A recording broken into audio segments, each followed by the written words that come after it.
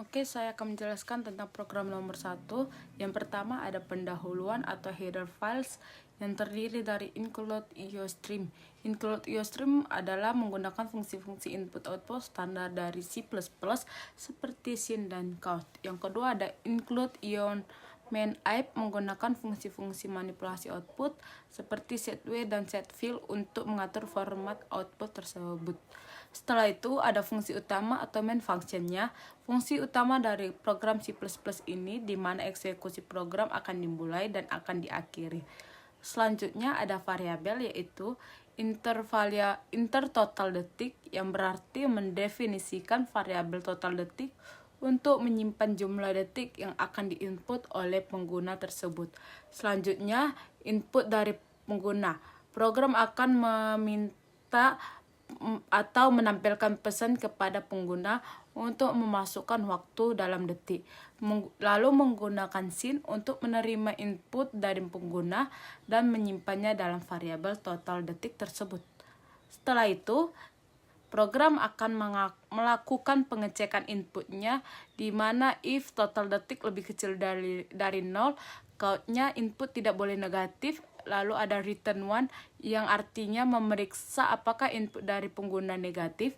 Jika ya, program akan menampilkan pesan kesalahan dan menghentikan eksekusinya dengan mengembalikan nilai 1 atau menandakan kesalahan dari fungsi main tersebut.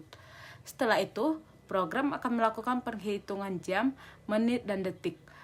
Program akan mengonversi jumlah total detik menjadi jam, menit, dan detik. 3.600 detik setara dengan 1 jam, sehingga hasil bagi total detik dengan 3.600 memberikan jumlah jam.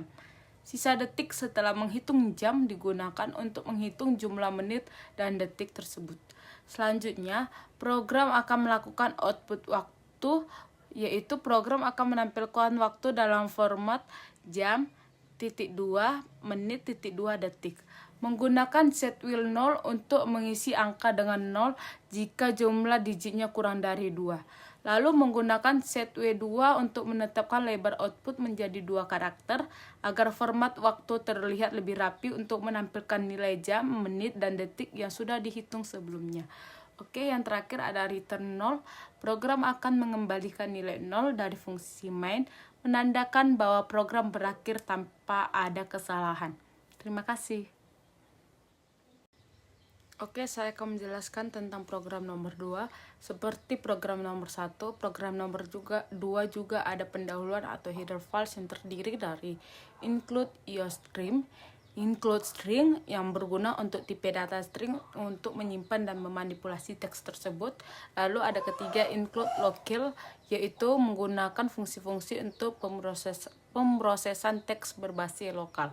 Setelah itu ada fungsi utama atau main function, di mana fungsi utama akan mengeksekusi program dimulai dan berakhir. Selanjutnya ada variabel yaitu string kalimat yang artinya program akan mendefinisikan variabel kalimat bertipe string untuk menyimpan kalimat yang dimasukkan oleh pengguna. Selanjutnya program akan melakukan input dari pengguna yaitu dengan count masukkan kalimat. Lalu ada getLine, sin, kalimat, artinya menampilkan pesan kepada pengguna untuk memasukkan sebuah kalimat. Menggunakan fungsi getLine untuk membaca sebuah baris teks dari sin atau standar input dan menyimpannya dalam variabel kalimat tersebut. Setelah itu, program akan mengubah ke huruf kapital dengan mengubah setiap karakter dalam kalimat menjadi huruf kapital menggunakan fungsi topper. Topper adalah fungsi dari local yang mengonversi karakter ke huruf kapital jika mungkin. Selanjutnya, program akan melakukan output dengan menampilkan kalimat yang sudah diubah menjadi huruf kapital menggunakan count atau standar output. Yang terakhir ada return 0, seperti pada program pertama, program akan mengembalikan nilai 0 dari fungsi main, menandakan bahwa program berakhir tanpa ada kesalahan. Thank you. Oke, untuk soal nomor 3, kita diminta untuk memeriksa apakah sebuah bilangan prima. Untuk memeriksa fungsi tersebut, kita menggunakan bool is prime untuk memeriksa apakah sebuah bilangan tersebut prima. Lalu, jika bilangan n kurang dari atau sama dengan 1, maka fungsi ini mengembalikan false. Kemudian dilakukan iterasi dari 2 hingga akar dari n. Jika n habis dibagi oleh suatu bilangan dari rentang tersebut, maka n bukan bilangan prima. Jika tidak ditemukan pembagi dari rentang tersebut, maka n adalah bilangan prima dan fungsi ini mengembalikan true. Lalu ada variabel yaitu inter angka, inter jumlah prima sama dengan 0. Variabel angka digunakan untuk menyimpan bilangan yang dimasukkan oleh pengguna. Lalu variabel jumlah prima digunakan untuk menyimpan total dari angka-angka prima dalam bilangan yang dimasukkan. Lalu kita ada count, memasukkan angka. Lalu ada sin, angka, artinya program akan menampilkan pesan kepada pengguna untuk memasukkan sebuah bilangan. Lalu input yang dimasukkan oleh pengguna disimpan dalam variabel angka menggunakan sin. Lalu program akan menghitung jumlah angka prima dengan while temp lebih besar dari 0. Ada interdigit sama dengan temp %0, di mana if is prime dalam kurung digit jumlah prime tambah plus.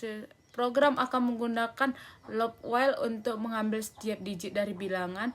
Setiap digit dari bilangan tersebut diperiksa apakah merupakan bilangan prima menggunakan fungsi is prime. Jika digit tersebut adalah bilangan prima, maka nilai digit tersebut ditambahkan ke dalam variabel jumlah prima. Lalu, program akan menampilkan jumlah angka prima yang ditemukan dalam bilangan yang dimasukkan oleh pengguna. Setelah itu, selesai. Pada soal nomor 4, kita diminta untuk memperbaiki sebuah program. Programnya sudah saya perbaiki dan akan ditampilkan. Setelah itu saya akan menjelaskannya. Yang pertama ada include iostream, lalu ada include cmet. Include cmet kita gunakan untuk fungsi sqrt karena kita membutuhkan fungsi akar kuadrat.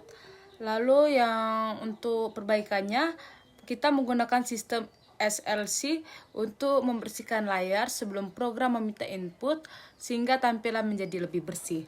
Lalu kita mengubah tipe data fungsi dari main menjadi inter atau int karena standar bahasa C++ mengharuskan main mengembalikan nilai bertipe inter. Lalu mendeklarasikan variabel n untuk menyimpan bilangan yang dimasukkan oleh pengguna. Setelah itu kita memperbaiki logika pengecekan bilangan prima di dalam loop menggunakan for. Setelah itu kita menambahkan variabel is prime untuk menyimpan status apakah bilangan tersebut prima atau bukan. Setelah itu kita memperbaiki sintaksis count dan sin menggunakan tanda lebih kecil 2 kali untuk count dan lebih besar 2 kali itu untuk sin. Setelah itu kita mengembalikan nilai 0 dari fungsi main sebagai indikasi bahwa program telah berakhir dengan sukses. Terima kasih.